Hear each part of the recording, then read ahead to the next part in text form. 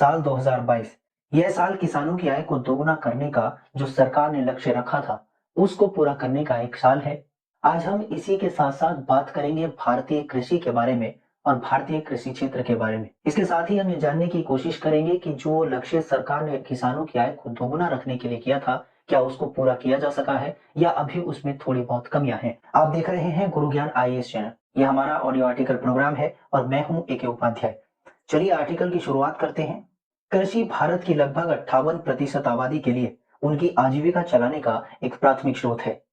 कृषि आय को दोगुना करने के उद्देश्यों को पूरा करने के लिए सरकार को रिसर्च एंड डेवलपमेंट खर्च में वृद्धि करनी चाहिए और निजी निवेश की सुविधा प्रदान करनी चाहिए।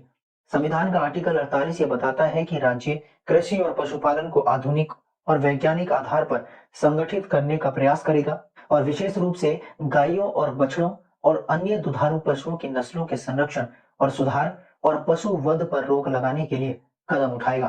कृषि शिक्षा और अनुसंधान सहित कृषि कीटों से सुरक्षा और पौधों की बीमारियों की रोकथाम करना संविधान की 7वीं अनुसूची के तहत राज्य सूची का विषय है। केंद्र को उन कृषि विकास और किसान कल्याण योजनाओं को भी लागू करने के लिए राज्य सरकारों पर निर्भर रहना पड़ता है, जो इसके यानी केंद्र के द्वारा प्रायोजित और वित्त पोषित हैं। फसलों के समर्थन मूल्य यानी सपोर्ट प्राइस, संस्थागत ऋण और घरेलू और अंतर्राष्ट्रीय कृषि वस्तु व्यापार से संबंधित निर्णय केंद्र के द्वारा लिए जाते हैं। बात अगर हम प्राकृतिक कृषि की करें तो प्राकृतिक कृषि कम निवेश से अधिक लाभ हासिल करने के लिए प्रकृति के साथ काम करने की कला, अभ्यास और विज्ञान है। प्राकृतिक कृषि खाद्य असुरक्षा, किसानों के संकट, खाद्य और पानी में कीटनाशक और उर्वरक अवशेषों के कारण उत्पन्न होने वाली स्वास्थ्य समस्याओं, ग्लोबल वार्मिंग, जलवायु परिवर्तन और प्राकृतिक आपदाओं जैसी विभिन्न समस्याओं का समाधान प्रस्तुत करती है। प्राकृतिक कृषि में रोजगार पैदा करने की भी क्षमता होती है, जिससे ग्रामीण युवाओं को पलायन करने से रोका जा सकता है। इसी के साथ अगर बात करें जैविक कृषि की, तो जैविक कृषि एक उत्पादन प्रणाली है जो मिट्टी, पारिस्थितिक तंत्र और लोगों के स्वास्थ्य को संरक्षित करती है। यह कीटों और खरपतवारों से लड़ने के लिए गैर रासायनिक हस्तक्षेप पर निर्भर करता है और पौधों को पोषण यानी सिंथेटिक कीटनाशक, शाकनाशी और उर्वरक प्रदान करता है।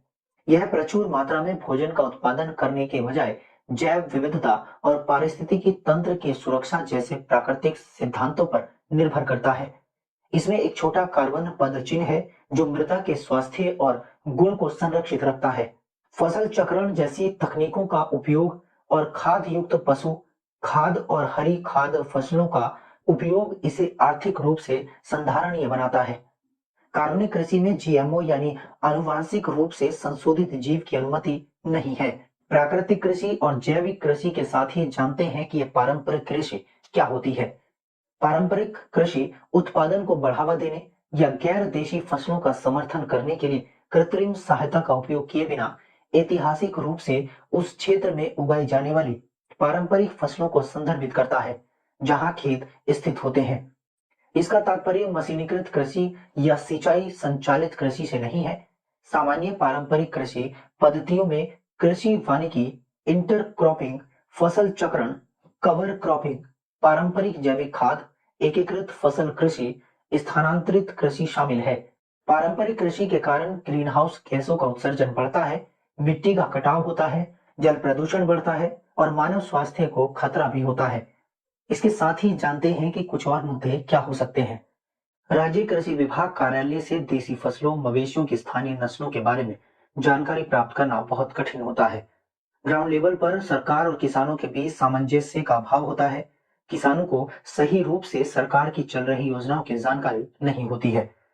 हरित क्रांति के दिनों से ही सरकार की कृषि मशीनरी और वास्तविक किसान के बीच संबंध लगातार बिगड़ते और कमजोर होते नजर आए हैं। अब जानते हैं कि भारतीय कृषि पर हरित क्रांति का प्रभाव क्या पड़ा है। सरकार की कृषि विस्तार सेवाओं की भारत के कृषि भाग्य के उस बदलाव में उतनी ही भूमिका थी जितनी अनुसंधान प्रयोगशालाओं में अधिक उपज देने वाली किस्मों के विकास में थी। उस समय भारत में दुनिया की सबसे बड़ी सार्वजनिक रूप से वित्त पोषित कृषि अनुसंधान प्रणाली थी, जबकि इस प्रणाली ने 1960 के दशक में भोजन की कमी के संकट का जवाब दिया। बाद में सार्वजनिक अनुसंधान किस पर ध्यान केंद्रित कर रहा है और किसान किस क्षेत्र से जूझ रहा है के बीच में एक व्यापक अंतर रहा है। भारत के समक्ष उत्पादन की नहीं बल्कि मुख्य रूप से आपूर्ति की समस्या रही है। आज बड़ी चुनौतियां बाजार पहुंच, जलवायु परिवर्तन और बढ़ते जल तनाव से निपटने की है। बेसिकली भारत को रिसर्च एंड डेवलपमेंट के क्षेत्र में अधिक निवेश करने की आवश्यकता क्यों है? भारत जैसे देश जहां गरीबी के बड़े पूल मौजूद हैं और जहां कृषि आबादी के सबसे बड़े हिस्से के लिए जीविका या आजीविका का एकमात्र साधन है, कृषि अनुसंधान और विस्तार में निवेश को पर्याप्त रूप से बढ़ाने की आवश्यकता है। रिसर्च एंड डेवलपमेंट सब्सिडी सहित किसानों को किसी भी अन्य प्रकार के समर्थन की तुलना में निवेश पर अधिक रिटर्न देता है। कृषि सकल घरेलू उत्पाद की वृद्धि 5 से 10 गुना अधिक हो सकती है यदि जनता का पैसा कृषि अनुसंधान एवं विकास या सड़कों या सिंचाई आदि में निवेश के माध्यम से खर्च किया जाए, परंतु उसी धन को उर्वरकों, बिजली या सिंचाई पर सब्सिडी के रूप में खर्च किया जाता है। कृषि क्षेत्र में हमारी सरकार ने कई पहलों की भी शुरुआत की है। जैसे पिछले साल G20 कृषि मंत्रियों की बैठक में भारत ने जलवायु परिवर्तन की चुनौतियों और 2030 तक खाद्य मांग में अपेक्षित वृद्धि के बीच कृषि अनुसंधान और विकास में निवेश बढ़ाने की आवश्यकता पर बल दिया। राष्ट्रीय कृषि बाजार यानी ENAM एक Akhil Bharatiya electronic trading portal है जो कृषि वस्तुओं के लिए एक एकीकृत राष्ट्रीय बाजार बनाने के लिए मौजूदा APMC मंडियों के तंत्र को विस्तार प्रदान करता है। राष्ट्रीय सतत कृषि मिशन यानी NMAS कृषि उत्पादकता बढ़ाने के लिए विशेष रूप से एकीकृत कृषि, जल उपयोग दक्षता, मृदा स्वास्थ्य प्रबंधन और संसाधन संरक्षण के तालमेल पर ध्यान केंद्रित करते हुए वर्षा सिंचित क्षेत्रों में तैयार किया गया है। प्रधानमंत्री कृषि सिंचाई योजना के तहत सिंचाई गतिविधियों में विस्तार करते हुए हर खेत को पानी और जल उपयोग दक्षता के लिए प्रति बूंद अधिक फसल जैसी पहलें अपनाई गई है। परंपरागत कृषि विकास योजना देश में जैविक कृषि को बढ़ावा देने की एक पहल है जो 2015 में शुरू की गई थी। किसानों को समूह या समूह बनाने और देश के बड़े क्षेत्रों में जैविक कृषि के तरीकों को अपनाने के लिए प्रोत्साहित किया जाएगा। अब जानते हैं कि क्या हो सकती है आगे की राह। कई वर्षों से भारत में सरकारों ने कृषि क्षेत्र में अधिक लोक लुभावन त्वरित सुधारों के पक्ष में अनुसंधान पर जोर नहीं दिया है, जिसे बदलने की अब आवश्यकता है। गरीबी को तेजी से कम करने और कृषि GDP में वृद्धि को बढ़ावा देने के लिए कृषि में निवेश बढ़ाने और इनपुट सब्सिडी को शामिल करने की तत्काल आवश्यकता है। कृषि पर अनुसंधान एवं विकास खर्च बढ़ाना न केवल खाद्य सुरक्षा सुनिश्चित करने के लिए एक महत्वपूर्ण आवश्यकता है, बल्कि सामाजिक आर्थिक दृष्टिकोण से भी महत्वपूर्ण है।